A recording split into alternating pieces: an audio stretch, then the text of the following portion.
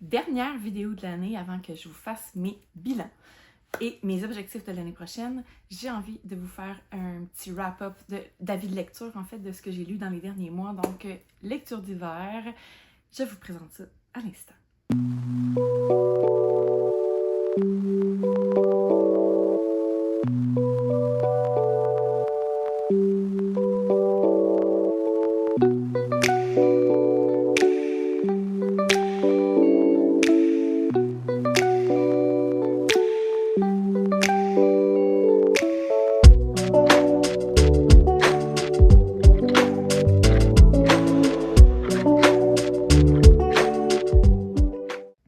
Donc aujourd'hui, ça va être vraiment varié comme petit wrap-up de lecture. On a du spicy, du québécois, on a une histoire de Noël au mois de décembre, on a des histoires d'amour, on a de la non-fiction et de la fantasy. Bref, on va vraiment tourner autour de bien des choses dans cette vidéo-là. Je commence maintenant. Donc, la première lecture dont je vais vous parler, il s'agit de The Dark One, des garçons cruels perdus. Donc, c'est la série ultra spicy, légèrement pornographique. Une histoire autour de Peter Pan et de Wendy. Ben, honnêtement, Wendy, c'est une ancienne, là, c'est une... Dans le fond, c'est la descendance d'eux, là. Donc, écoute, ça, c'est le deuxième tome.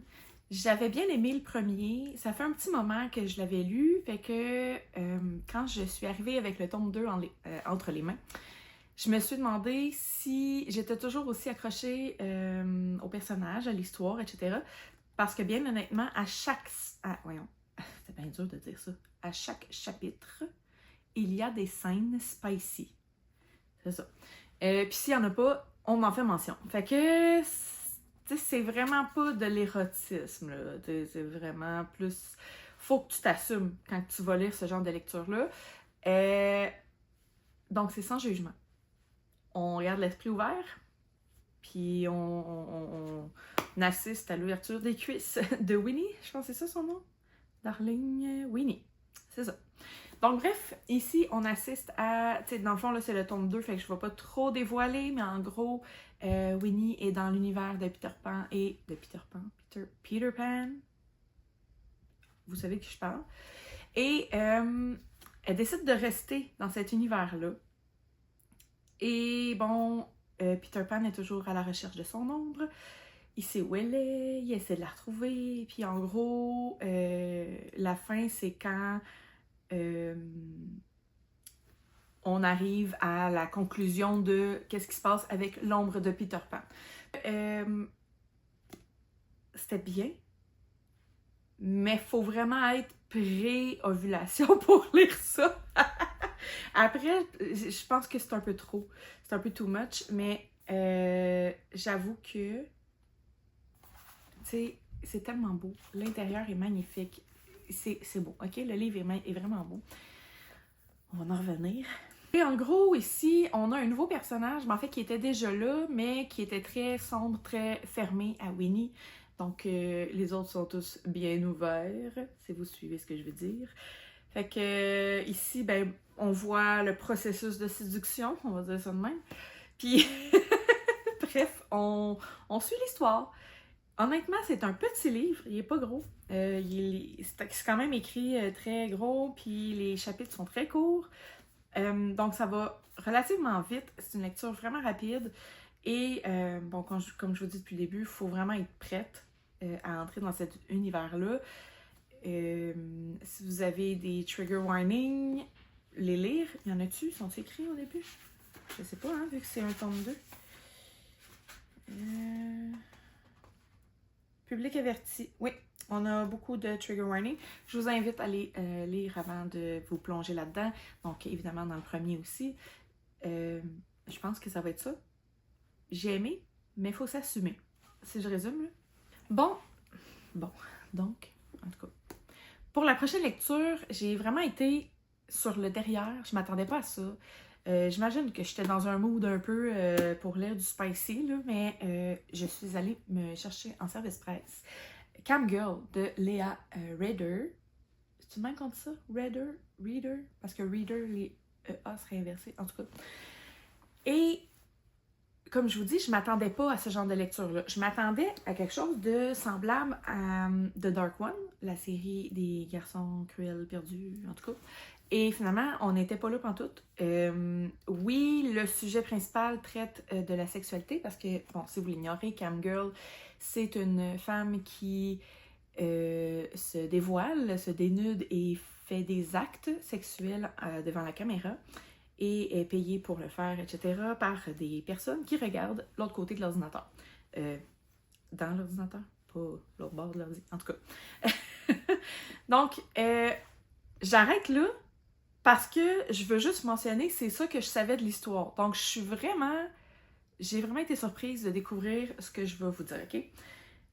Ça commence avec des phrases assez artistiques, assez stylées, au point que pendant ma lecture, j'étais « Wow, c'est vraiment bien écrit! » Tu sais, j'étais surprise. C'est plate à dire, là, mais vu que je m'attendais à du contenu pornographique, j'étais surprise que ce soit beau.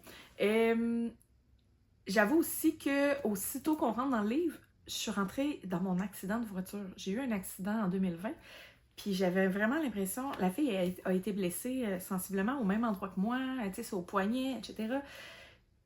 Mais la fille, c'est une artiste. Elle dessine ou peint, j'ai un doute entre les deux, là, mais bref, c'est dans l'art visuel. Moi, je suis plus dans l'art de l'écriture, fait que tu sais, c'est quand même la même. Fait qu'en tout cas, il y avait plusieurs similarités qui fait que je me suis vraiment tout de suite attachée au personnage et je me suis un peu mis à sa place. C'était vraiment étrange. Elle a eu un accident en fait avec une de ses amies. Donc, les deux ont survécu, mais la personne qui a fait un face-à-face avec eux est décédée. Donc, c'est une grande tragédie. On croise aussi le père de cet enfant-là. Enfant, je veux dire, il avait probablement proche de 20 ans, là, je ne me rappelle plus. Mais bref, c'est dur. Puis, en gros, on traverse les saisons avec elle. Je pense que c'est Vada. Ouais. On suit les saisons avec elle, puis on voit vraiment, tu sais, la jeune fille pétillante. Après ça, elle est un peu en dépression. Après ça, tu sais, on traverse des étapes avec elle jusqu'à ce qu'elle se rende assez rapidement quand même. Fait que, tu sais, j'ai trouvé un peu, peut-être les transitions, je les aurais pris peut-être un peu plus douces. Ça m'aurait aidé à comprendre encore plus son point de vue, même si je me reconnaissais déjà en elle. Bref, ensuite, bon, elle commence à faire ça, mais quand elle fait ça, c'est pas des scènes spicy, là. C'est pas pour nous allumer là, le contenu. C'est vraiment pour nous faire prendre conscience à quel point c'est lourd et c'est difficile ce métier-là. Bref, à un moment donné, elle se met à parler avec quelqu'un, elle développe un peu de sentiment envers cette personne-là sur Internet, Blue. Bref, c'est difficile aussi avec son amie avec qui elle a eu l'accident. On dirait qu'elle a des secrets. C'est un univers pas mal de secrets aussi, tellement que j'ai trouvé que finalement cette histoire-là, c'était un peu du mystery. Il y avait vraiment du mystère, puis on dirait un peu une enquête aussi avec ça, mais c'était loin du genre policier, là. On n'est pas là, mais il y a vraiment des similitudes. Fait que bref, j'ai adoré ma lecture, je me suis vraiment attachée au personnage, comme je disais, et j'ai été surprise, et j'ai adoré qu'on aborde ces thématiques-là. On parle entre autres de LGBTQ+, de l'art, on parle du deuil, on parle des parents, de l'amour, on parle... Ah, il y a tellement... C'est vraiment là, je le recommande à 100 000 à l'heure. C'est une lecture qui m'a vraiment surprise et que je vais recommander encore longtemps parce que ça m'a marqué. Une lecture qui me marque, c'est comme une appréciation à un autre niveau, on dirait, là. Il y a l'appréciation, avoir trippé sur le livre, l'avoir dévoré, mais il y a aussi l'impact que ça a à long terme sur nous. Et ce livre-là fait vraiment partie des romans que je vais avoir lus dans ma vie qui vont m'avoir marqué. Donc, je vous suggère fortement de lire ça. Dites-moi en commentaire si vous l'avez lu et ce que vous en avez pensé. J'ai pas vu beaucoup ce livre-là passer sur les réseaux sociaux. Et pourtant, c'est assez récent, il me semble. Ah, c'est pas si récent. Ok, édition originale 2015, mais ça a été traduit par Prisma en 2024. Donc, c'est récent en français. Pas en anglais, mais en français. Donc, voilà, je vous invite vraiment à découvrir. Je pense pas que vous allez regretter. Puis j'ai hâte d'entendre de vos nouvelles et d'avoir vos commentaires. Ensuite, je vais passer rapidement sur cette lecture-là parce que c'est pas vraiment un roman. On est plus dans le développement personnel, donc j'y vais rapidement. Il s'agit d'un livre de Stephen R. Covey, Les 7 habitudes de ceux qui réalisent tout ce qu'ils entreprennent. C'est un livre que j'ai beaucoup aimé, vous l'avez vu. J'ai apposé plusieurs post-it, je cherchais le mot. J'avoue que je ne l'ai pas complètement terminé. Il me restait peut-être ça là, à lire, donc je ne l'ai pas complètement terminé, mais c'est un livre qui va m'avoir marqué aussi à plusieurs niveaux, puis je vous invite vraiment à découvrir ce livre-là aussi avec l'esprit ouvert. J'ai souvent entendu parler de sujets qui sont traités dans ce livre-là, donc je devine que le sujet venait de là quand on m'en a parlé. Et, tu sais, mettre les choses en perspective, départager nos priorités, comment faire de l'écoute empathique, écoute active. Dans le fond, je trouve que ça réunissait plusieurs sujets qui me concernaient, c'est-à-dire la vie de famille, mais pas que. Tu sais, je veux dire, si vous n'avez pas d'enfants, vous allez vous reconnaître aussi. L'entrepreneuriat, au niveau du travail aussi, les liens entre les personnes, ce qu'on veut vraiment dans la vie, ce qu'on veut inculquer à nos enfants, si jamais on en a, nos valeurs, d'où ça vient, pourquoi qu'on veut ça, etc. En tout cas, ça a vraiment apporté des bonnes réflexions. Je vous invite à découvrir ça. Je vous en dis pas plus parce que je trouve que un livre de développement personnel, c'est très personnel. Fait que, tu sais, quand même je vous raconterai des situations qui me concernent, ben si vous, ça vous rejoint pas, ça vous dira pas rien là. Fait que, bref, j'ai adoré et ça m'a fait comprendre bien des choses au niveau de plusieurs éléments de ma vie, que ce soit personnel, professionnel, vers l'évolution, la spiritualité. Bref, je vous invite à découvrir ça si c'est pas fait. Plus de 20 millions d'exemplaires vendus dans le monde, c'est pas pour rien. Et je pense que de l'expliquer de vive voix, souvent les gens ne l'expliquent pas de la bonne façon. La façon que j'ai lu ça cette année, je l'ai lu vraiment tranquillement, là, j'ai pas lu ça en une semaine. C'est ça, j'ai jamais trouvé qu'on me l'a expliqué aussi bien que là, mais c'est sûr parce que ça, c'est la base, c'est la fondation des idées. Fait que ça prend vraiment les explications de l'auteur lui-même. C'est vraiment bien écrit, c'est vulgarisé. Bref, si jamais, je vous invite à le lire. Mes lectures sont un peu dans le désordre, mais ce n'est pas grave. En fait, là, je m'enligne vers une de mes dernières lectures de l'année.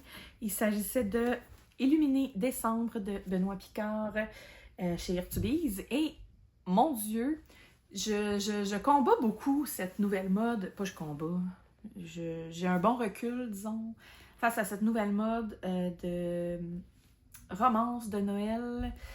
Je suis très fan des films de Noël, mais c'est pas à travers la saison. C'est comme, mettons dans une ou 2 semaines dans le top, là, je me clenche plein de films Hallmark qui appellent. Entre autres sur Netflix. Mais au niveau de mes lectures, on dirait que j'ai pas tant envie de ça. Fait que j'ai vu de bonnes critiques de ce livre-là, entre autres de Marie-Pierre, de Mary Poppins et c'est qui d'autre déjà qui l'avait lu? En tout cas, vous étiez beaucoup à l'avoir lu. Je pense que c'est Québec Book Lover. C'est ça? Je pense que c'est ça. En tout cas, bref, j'ai été convaincue parce que on disait que l'histoire était très bonne, c'était très doux et que le punch était surprenant à la fin. J'ai pas été surprise à la fin parce que je l'ai deviné assez tôt. Je vous nommerai pas c'est quoi les indices qui m'ont fait comprendre. C'est pas nécessaire. Tout ce que je peux mentionner, c'est que j'ai adoré cette histoire-là. J'ai vécu une petite déception quand j'ai ouvert le livre parce que ça commence avec 1er décembre. Le 2e chapitre, 2 décembre, etc. Donc, j'aurais aimé savoir que c'était un livre de l'Avent. Je sais qu'on n'est pas obligé de le lire comme un livre de l'Avent, mais je l'ai commencé genre le 26 ou 27 décembre. J'aurais aimé ça le savoir avant. Ça m'aurait peut-être mis un peu plus dans le mood du temps des fêtes. Puis comme je lis très rarement un livre 2 fois, je pense pas le relire. Fait que c'est magique ce qui se passe dans ce livre-là. La magie du temps des fêtes. On a une fille, une jeune femme, Ophélie, c'est ça. Elle déteste Noël. Elle déteste le mois de décembre. Ça l'écoeure bien raide. Puis elle vit avec une coloc qui est un vrai lutin sur 2 pattes. Là. Elle adore Noël, elle adore décorer. Elle décore dès le 1er décembre parce qu'Ophélie, elle veut pas qu'elle décore avant. Puis là, elle a organisé cette année un genre de marathon pour lui faire aimer Noël. Fait que à quasi chaque jour, ils font une activité pour lui faire découvrir la joie de Noël. Écouter des films de Noël, cuisiner, boire du chocolat chaud, aller patiner. Il y a tellement d'activités à faire. Et c'est une romance. Donc, bien entendu, il va y avoir une rencontre à quelque part là-dedans. Et je vous invite à le découvrir. Que ce soit maintenant, tu sais, c'est encore l'hiver, je pense que ça le ferait, là. Sinon, ben gardez-le en note pour l'année prochaine parce que c'est vraiment un livre que j'aurais aimé découvrir tout au long du mois de décembre. Puis ça l'aurait, on dirait, un peu nourri, là, la magie du temps des fêtes. Puis à chaque jour, là, tu te rends compte, oh, ça s'en vient. Puis tu sais, tu peux quasiment faire les mêmes choses qu'elle dans le livre, là. C'est pour ça que je pense que j'aurais aimé ça. J'aurais aimé suivre les activités qu'elle fait. Donc, c'est peut-être une bonne idée de découvrir ce livre-là, même avant décembre. Exemple, si vous ne voulez pas suivre le calendrier de l'Avent, puis rendu au mois de décembre, de faire les activités qu'elle fait. Pour vrai, là, j'ai trippé sur cette histoire-là. Oui, c'est doux, mais en même temps, on aborde des sujets un peu plus corsés. Tu sais, genre la famille, c'est pas toujours simple. Et dans cette histoire-là, on en a un bon exemple. Et je trouve ça beau, la façon que c'est abordé, la façon que c'est expliqué. Donc, je vous laisse découvrir cette belle histoire. C'était mon premier livre de cet auteur, Benoît Picard. J'ai souvent entendu parler de cet auteur-là. Donc là, comme j'ai brisé la glace, c'est quasiment cute, comme j'ai brisé la glace avec celui-là, ben je vais peut-être avoir envie de découvrir ses autres histoires parce que j'ai adoré sa façon d'écrire. C'était super fluide puis super léger, pas de cassage de tête, même s'il y avait des émotions plus fortes, c'était pas... En tout cas, puis, il y a des petites pistes des fois qui étaient semées, puis je me disais, oh! J'avais comme un frisson partout dans le corps, parce que je me disais, oh, ça serait terrible. Puis finalement, c'était pas ça. Fait que j'ai été surprise dans ce sens-là aussi. Donc, voilà. Je vous laisse découvrir cette belle histoire-là. Ensuite, je suis allée dernièrement, j'ai pas fait ma vidéo encore, mais j'aimerais vraiment ça d'en faire une bientôt. Je suis allée en voyage pour la première fois de ma vie dans le sud. Je suis allée en Jamaïque. Je me compte vraiment chanceuse. C'est mon conjoint qui est resté avec les enfants. Et avant qu'on me dise, ah, mais mon Dieu, comment il a fait? Écoute, là, il est capable de se débrouiller. C'est un très bon papa, puis il a été capable de s'occuper des enfants tout seul. Des fois, je sens une petite pointe de jugement. C'est correct. Tu as le droit de me juger si tu veux. J'en avais besoin et ça m'a fait le plus grand des biens. Et je pensais lire 5 à 6 romans et finalement, j'en ai lu un seul. Il s'agit de Witch, c'est moi l'ingrédient secret de Jessie Riendo aux éditions Kéros. Et my God, que c'était la lecture à amener dans le sud. Je veux dire, c'était parfait, là. On va ici au niveau de l'ouverture. C'est une romance, évidemment, parce que c'est une maison d'édition de romance, mais on parle entre autres de la peur de s'engager, de se respecter, le self-care, prendre soin de soi. Écoute, je veux dire, j'étais dans le sud pour prendre soin de moi, puis prendre du temps pour moi, fait que ça a tellement été parfait comme lecture, là, j'en revenais pas à quel point c'était on point. J'ai adoré le côté humoristique de l'histoire. J'ai ri souvent à voix haute, là, fait que ça pour moi c'est un très bon signe. J'ai aussi, on dirait, retrouvé vraiment Jessie dedans. J'ai retrouvé sa couleur. En le lisant, c'était clair que c'était elle qui l'avait écrit. Et ça, j'ai énormément apprécié parce que Jessie est tellement pétillante, elle est tellement là. En tout cas, je l'ai vraiment retrouvée. Je connais pas Jessie. Comment j'allais dire ça? Je m'en allais dire profondément. Bref, je trouve pas l'expression. Mais, tu sais, je lui ai parlé assez souvent pour vraiment constater la similitude entre son roman et elle. Puis, je trouve ça beau. Je trouve ça beau. Puis, que ce soit dévoilé comme ça. Bref, c'est une histoire vraiment belle, vraiment bonne, très drôle. Tu sais, parfait pour se détendre. Puis, c'était tellement le mood que j'avais quand j'étais dans le sud.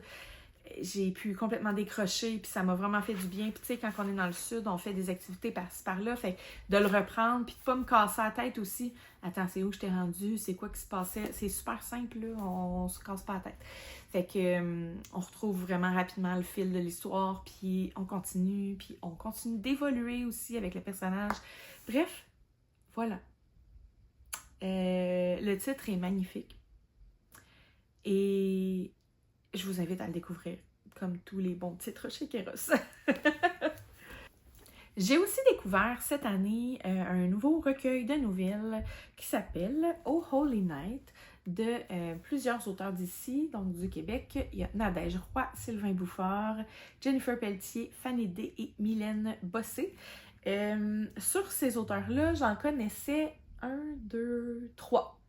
Je connais Sylvain Bouffard et Fanny D, mais je ne les ai jamais lus. Donc, j'étais vraiment curieuse de découvrir leurs plumes et en même temps, j'étais très énervée et contente de découvrir des personnages des auteurs que je connais déjà, de retrouver des personnages qu'on connaissait. J'ai adoré les romances, entre autres, de Nadège, de Mylène Bossé. Je dis romance, attends une minute, là. Nadège, c'était pas tant... C'était-tu une romance? J'ai un blanc. Il y en a qui étaient drôles, que je m'attendais pas à ce qu'on aille là, dans une romance un peu dark de Noël. Il y en a qui sont allés exactement où je pensais qu'ils allaient aller, puis il y en a qui m'ont surpris. Donc, tu sais, comme je disais, là, j'ai déjà un coup de cœur pour plusieurs de ces auteurs, fait que c'est sûr que j'allais me procurer le recueil. Et j'ai vraiment été surprise et agréablement surprise des deux que je connaissais pas. Fanny D, très drôle et surprenante. Je m'attendais pas à ce qu'on aille dans ce chemin-là, dans ce genre de recueil. Et Sylvain Bouffard, j'ai un de ses romans. Il y a le mot ténèbres dedans. Zut. Le rebelle des ténèbres, c'est ça. Bref, je l'ai jamais lu, fait que je savais pas à quoi m'attendre. Et je l'ai découvert ici et c'était tellement bon. Ça m'a vraiment donné la piqûre pour aller découvrir son autre roman. Puis là, il y a un tome 2 au roman que j'ai. Puis je sais qu'il y a une autre série, L'Assaut du Mal. Puis là, je sais pas, cette nouvelle-là était reliée à laquelle. Mais c'était tellement bon. Faut vraiment que je découvre. Sinon, ben Mylène, j'ai retrouvé des personnages qu'on a suivis dans sa série Virage. J'étais vraiment contente parce que c'est une série coup de cœur pour moi. J'ai adoré ses histoires. Jennifer Pelletier, on a fait un retour dans, Dénaturés et sauvages. L'histoire de... C'est quoi son nom? Vi? Ah, j'ai un blanc. Attends une minute. JB. JB. On fait un retour dans sa vie à elle, fait que j'étais bien contente de découvrir son histoire. Alors, voilà. Il y a une personne qui m'avait surpris, c'était Nadège. Nadège m'avait vraiment surprise. C'était quoi déjà l'histoire? Ben, ok, ça fait un petit bout, je l'ai lu, là, c'était dans le temps de l'Halloween. Je pense que l'Halloween venait de finir. Je me suis dit, tiens, ça va être une belle transition vers Noël. C'était parfait. Ben oui, c'est ça. J'ai vraiment été surprise. Mais c'était vraiment bon. Nadège, on peut en avoir plus de même? Je m'attendais pas à ça, mais justement, j'ai été surprise puis j'ai adoré. Alors, voilà, un petit recueil, si jamais vous n'êtes pas dans le bain maintenant, pour l'année prochaine peut-être. Et, ben voilà, je vous invite à découvrir ça. C'était super bon. Puis ça peut vous donner, ça vous ouvre une porte dans le fond pour ce qu'ils ont écrit, leurs romans qu'ils ont écrit. Fait que je vous invite à découvrir à petite dose. Puis s'il y en a que vous préférez parmi ceux-là, ben procurez-vous leur roman. Vous n'allez pas être déçus si vous avez aimé... Vous n'allez pas être déçus si vous avez aimé la nouvelle. J'y vais avec ma belle Isabelle Barrette. L'amour dans la grosse pomme, Cassandra. Donc, l'histoire d'Isabelle se passe à peu près tout au même moment, mais on suit des personnages différents. Donc, ici, on suivait Cassandra. Elle a une boîte de communication à New York. Dans le fond, toutes les amies ont déménagé à New York. La première histoire, c'était Julia, je crois. C'est ça? Oui. parce qu'elle gérait les membres du groupe Perfect Soul. Et bref, on apprend vraiment à découvrir une facette de Cassandra qui était pas du tout la même que Julia, fait qu'on peut vraiment différencier les personnages par leur vécu, leur expérience, leur réflexion. Il y a un des personnages que j'ai détesté. Je vous laisse deviner lequel. Quand vous allez lire, je pense que vous allez deviner. Tu sais, des gens qui assument pas, qui aiment les femmes un peu plus rondes, là, ça m'énerve. Donc, j'ai adoré cette histoire-là. Je suis allée me le procurer directement au lancement d'Isabelle. Je vous invite également, si vous n'êtes pas très loin de Montréal, au Québec, son lancement de son tome 3. Là, j'essaie de me rappeler c'était qui la troisième. J'ai un blanc. Bref, le tome 3 va sortir le 16 février. Ben, en fait, le lancement va être le 16 février. Allez suivre ses réseaux sociaux pour avoir la date, l'endroit et l'heure. C'est toujours, je dis toujours, je suis pas allée au premier, mais le deuxième lancement était merveilleux, c'était vraiment le fun. Tout est à thématique, là. Je veux dire, c'était parfait. C'était vraiment beau. C'était un très beau lancement, puis je pense fortement y retourner. Ça va dépendre de la température, bien honnêtement, parce que je suis pas de la ville de Montréal. Et le voyagement en pleine tempête de neige, comme j'ai dit au début de la vidéo, j'ai eu un accident d'auto, donc on verra. Mais j'aimerais vraiment y aller. Si vous y allez, écrivez-moi là en commentaire, ça va peut-être me motiver à vous rejoindre. Mais la belle Isabelle le mérite tellement. Elle est exceptionnelle, super pétillante, de bonne humeur, c'est un rayon de soleil. J'aimerais ça ne pas manquer l'événement. Donc, je vous invite à découvrir ces romans. L'amour dans la grosse pomme, le tome 3 sort en février, mais le tome 4 sort à l'automne. Et la série va être complète après ça. Oh mon Dieu! Fait que j'ai hâte d'en savoir plus sur les personnages d'Isabelle. Prochain roman que j'ai dévoré en très peu de temps. Il s'agit d'un roman d'Alexandra La Rochelle. Le premier était Jusqu'à ce que ça fasse bagne. Maintenant, on est dans L'univers ne peut naître qu'une seule fois. C'est un roman qui est difficile, tout comme le premier. Si vous vous rappelez bien, le premier, on parle de violence conjugale, mais la violence un peu insidieuse, ratoureuse, qui est pas tellement... Qui paraît pas tant que ça, mais oh mon Dieu, que l'impact est grand. J'ai adoré ma lecture encore une fois. J'ai vécu des frustrations que je n'arrive pas à expliquer sans dévoiler d'informations, mais en gros, ce qui est frustrant, c'est quand la personne a fait tellement de place dans ta vie qu'elle la garde et que toi, t'as perdu cette place-là. Que, en fait, tellement que t'oses plus raconter des choses à son propos, même quand c'est des trucs que tu trouves graves ou des choses que tu te fais dire, ou etc. Puis là, tu sais, ça te joue dans la tête, mais t'oses même plus d'en parler à tes proches parce que tes proches le connaissent. Fait que tu te sens seul au monde. Bref, cette histoire-là va m'avoir marquée. Je l'ai trouvée brillante dans sa subtilité. C'est ça pour moi qui était le plus important. Tu sais, il y a un autre couple qu'on suit que de leur côté, c'est vraiment physique, puis c'est vraiment... je peux pas dire c'est vraiment difficile parce que de son côté aussi, ça l'est, là. Mais bref, je vous invite vraiment à découvrir cette duologie-là. C'était vraiment une série coup de poing. Ça, c'est aussi le genre de livre qui va me marquer pendant longtemps. Parce que on veut toujours protéger les agresseurs quand on les aime. Et malheureusement, ça n'avance pas à rien. Donc, bref, je veux pas trop en dévoiler. Je pense vraiment que c'est une histoire à découvrir. Jusqu'à ce que ça fasse bagne. Et le deuxième tome, L'univers ne peut naître qu'une seule fois. C'est beau, c'est cru, c'est difficile, mais c'est beau quand même. Fait que c'est pas juste un deuil négatif et sombre à faire, il y a du beau à travers. Fait que bref, je vous invite vraiment à découvrir cette duologie-là. Ensuite, au Salon du livre de l'Estrie, je me suis... C'était à l'Estrie ou c'était... Non, c'est à Montréal, je l'ai acheté, je pense. En tout cas, j'ai croisé Mariana Manza, on ne s'est pas salué, on ne se connaît pas. Mais je trouvais ça très drôle parce que j'étais en train de parler d'elle quand je l'ai croisée avec une collègue auteure à côté de moi. Fait que là, j'ai arrêté de parler, puis pouf, elle passe. Puis là, je suis comme, c'était weird ça. Donc, je parlais évidemment de ces romans. Montréal-Nord et Rivière-des-Prairies. Je dois avouer, j'ai adoré, OK? Mais je dois avouer que mes attentes n'étaient pas on point. Dans le sens que c'est pas les livres le problème, c'est moi qui avais comme mal compris, je pense. Bon, ce que j'avais compris, c'est que quand on a habité à Montréal, on peut vraiment se reconnaître à travers son histoire, etc. Que ce qu'elle vit, c'est pas mal ce qu'on a tous vécu à Montréal.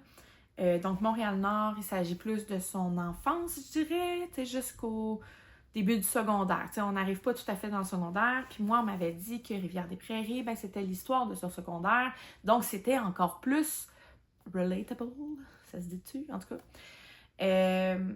Et, ben, malheureusement, je me suis reconnue plus dans celui-là que celui-là. Celui-ci, à cause de son enfance, puis des choses parfois qu'on voit, mais en même temps, faut pas oublier que Mariana vient d'une famille immigrante. Donc, j'ai pas l'impression d'avoir vécu la même chose, puis pas dans le sens où je veux absolument mettre une séparation entre nos deux histoires. Je sais pas comment le décrire, là, mais je venais pas d'un autre pays, j'ai pas été dépaysée, j'ai pas dû apprendre à grandir avec des valeurs différentes de mon bagage, disons. Fait que j'ai pas l'impression de m'avoir reconnue. Fait que comme je lisais ça avec cette intention, ça l'a un peu nuit à mon appréciation.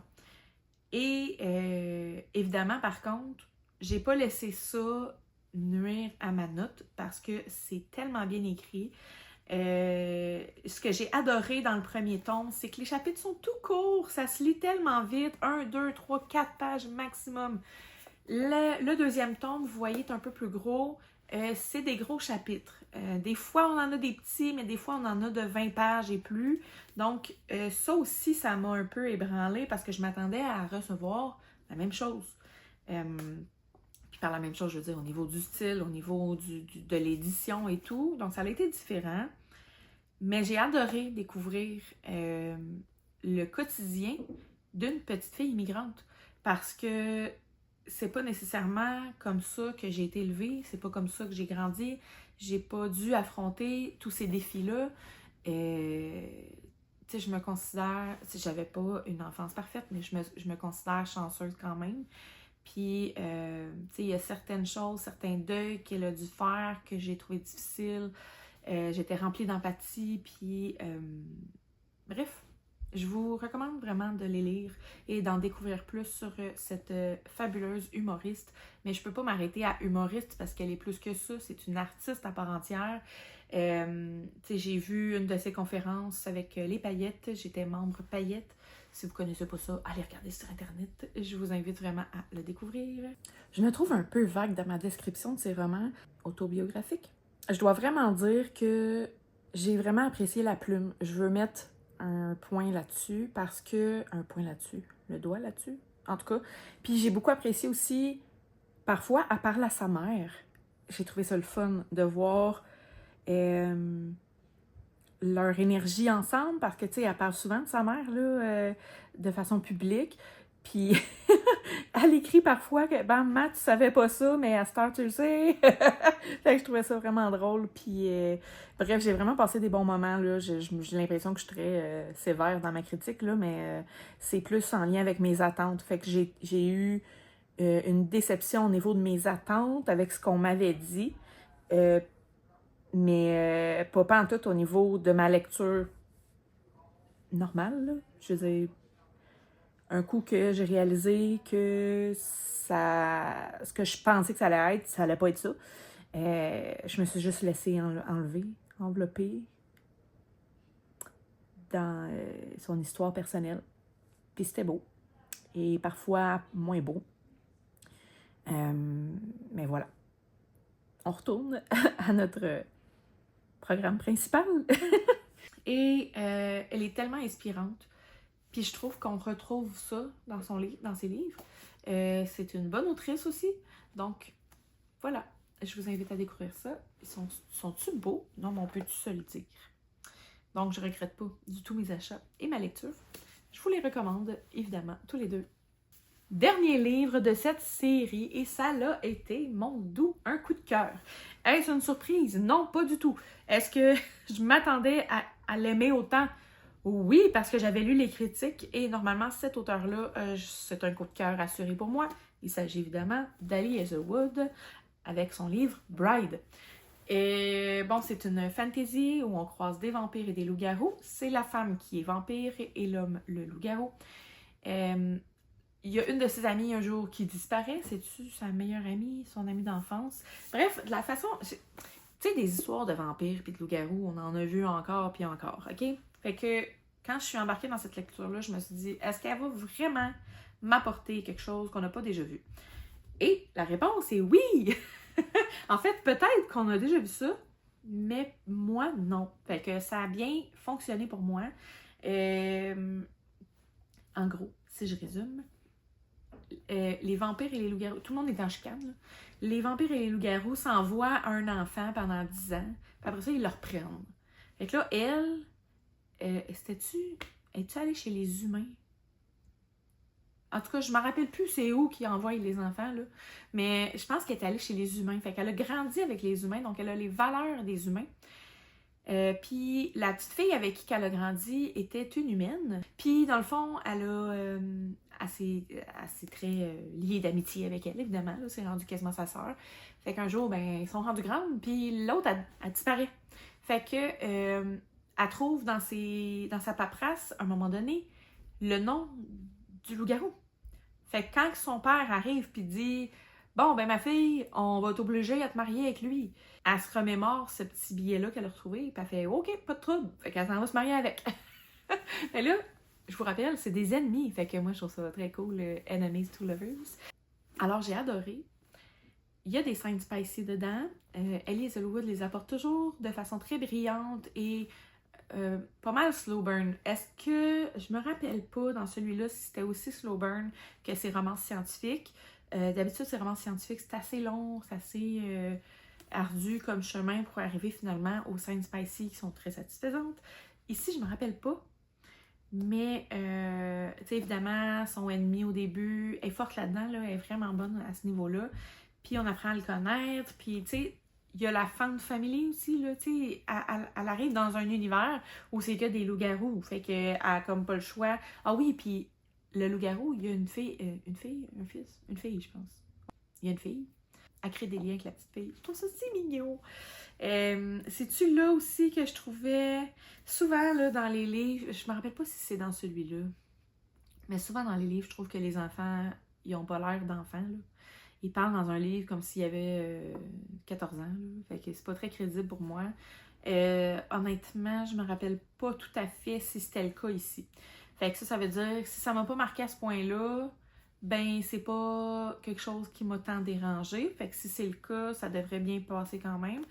Écoute, j'ai adoré.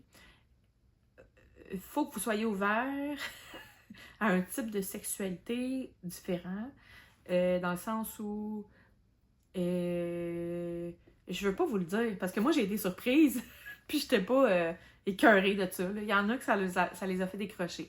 Fait que vraiment, il faut que vous vous dites qu'il va y avoir quelque chose d'un peu anormal, mais que ça a l'air que c'est quelque chose de super fréquent, mais moi c'est la première fois que je lisais ça là-dedans. Donc, dans une histoire de loup-garou puis de vampire, tout ça. Alors, c'est un coup de cœur. Je vous suggère vraiment de lire ça. Je l'ai lu en anglais, puis ça a vraiment bien été pour ma lecture. C'était si bon! J'ai hâte d'en relire un d'Ali Hazelwood. Là, je suis rendue... celui qui est orange, là. J'ai un blanc, en tout cas. Donc, c'est ça mes lectures. Mes dernières lectures que je voulais vous parler. Je pense que je vais me faire une petite pile, puis je vais faire un petit peu de photos. Ce sera pas long. Alors, c'était les lectures pour mon petit wrap-up aujourd'hui, pour vous donner les derniers avis de lecture que j'avais lus. Je n'ai pas présenté mes avis de lecture pour Ravenhood, la série juste ici, parce que j'aimerais vous faire une vidéo spéciale pour Ravenhood, parce que bien que cette trilogie ait des défauts, ça c'est le genre de série qui te marque. Donc, j'ai vraiment hâte de vous en reparler dans une prochaine vidéo. Ça sera tout. Donc, je souhaite une très bonne... Donc, je souhaite une très bonne période des fêtes et on se revoit bientôt.